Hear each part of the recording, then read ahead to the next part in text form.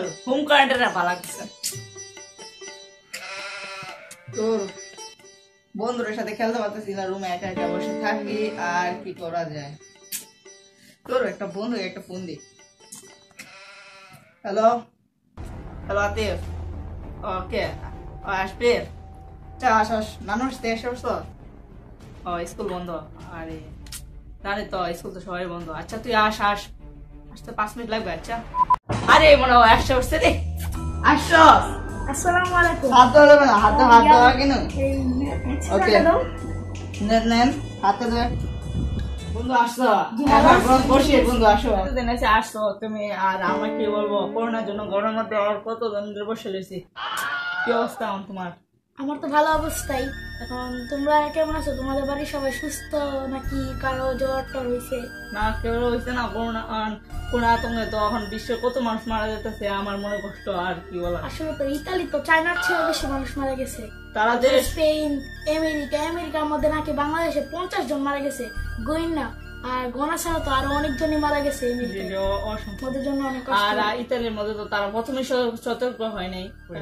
আর কি বলার, যে তোমার মা বাবা বলে ইতালি থেকে আসছে, কি অবস্থা যে আসছে উনি আয়সার উনি নিজ দেখতেই উনি কোয়ারেন্টাইনে থাকতেছে, যাতে তার যদি কোনো লক্ষণ দেখাও দেয় তার যাতে অন্য কারো না হয়, এজন্য সে নিজের ঘরে একা একা আছে। জি জি, এটা অনেক ভালো দিক একটা। আমিও মনে করি যে যারা যারা বিদেশ থেকে আসছে তারা নিজ দায়িত্বে কোয়ারেন্টাইনে থাকুক। হ্যাঁ এটাই অনেক, এটাই দেশের মানুষকে রক্ষা করছে নিজ দায়িত্বে ঘরে থেকে।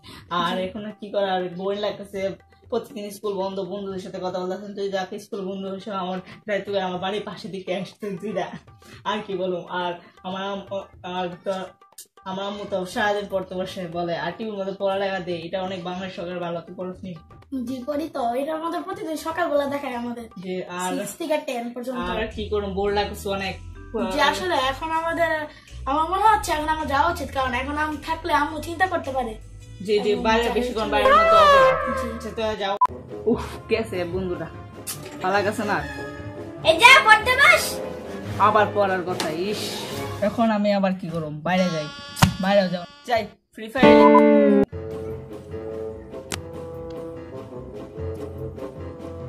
ভাইয়া মোবাইল একটু দাও তো, আমি একটু দেখবো।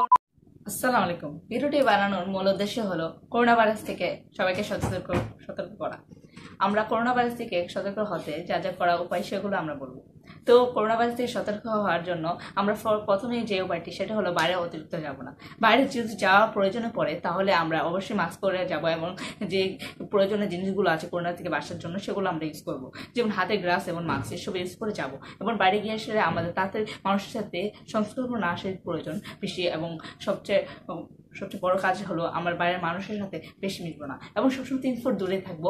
আমরা যে কোনো জায়গায় থুতু বা কাশির কফ টফ ফেলবো না, এবং আমরা যত সম্ভব একটা টিস্যু বা রুমাল ব্যবহার করবো, এবং টিস্যু বা রুমালটা ব্যবহার করার পরে যত সম্ভব আপনারা ডাস্টবিনে ফেলবেন, এবং বা মাটিতে ফেলবেন, অথবা টিস্যু যদি ব্যবহার করেন তাহলে এটাকে পুড়ে ফেলবেন, এবং পুড়ে ফেলার সময় সতর্ক থাকবে যাতে আগুন না লেগে যায়। ভাইদের বলছি যে আপনারা নিশ্চয়ই হোম কোয়ারেন্টাইন মেনে চলবেন, বিকজ আপনারা যদি হোম কোয়ারেন্টাইন মেনে চলেন তাহলে আমাদের মতো আমরা বাঙালিরা আমরা করোনা ভাইরাস থেকে আক্রান্ত না হওয়া থেকে বেঁচে যেতে পারি। তো আপনারা সবসময় হোম কোয়ারেন্টাইন মেনে চলবেন, এবং 14 দিন অন্তত পক্ষে হোম কোয়ারেন্টাইনটা মেনে চলবেন। সচেতন থাকবেন, সুস্থ থাকবেন, আতঙ্ক নয়, সচেতনতা দরকার। দিয়ে হাত ধোবো অন্তত পক্ষে 20 সেকেন্ড। ভয় নেই, সতর্কতাই প্রতিরোধ। আসসালামু আলাইকুম।